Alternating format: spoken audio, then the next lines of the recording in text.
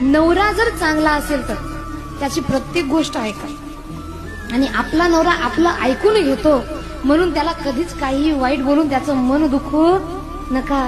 बऱ्याच ठिकाणी मी पाहिले, मी नेहमी पुरुषांना सांगते तुम्ही पत्न्यांसोबत असं वागा, पत्न्यांसोबत चांगलं वागा, असं करा.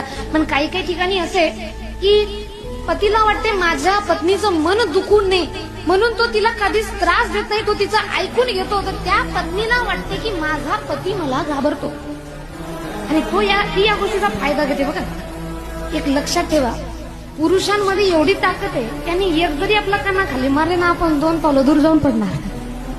एवढी ताकदवाला व्यक्ती आपल्याला न मारता आपल्या एका शब्दाला, आपल्या नजरेला, आपल्या एका अश्रूला घाबरत असेल तर विचार करा तो पुरुष आपल्यावर किती प्रेम करत असेल. मला कुणाच्या बापाला घाबरत नाहीत ते, पण त्याच्या पत्नीला, त्याच्या मुलाबाळाला काही दुःख झालं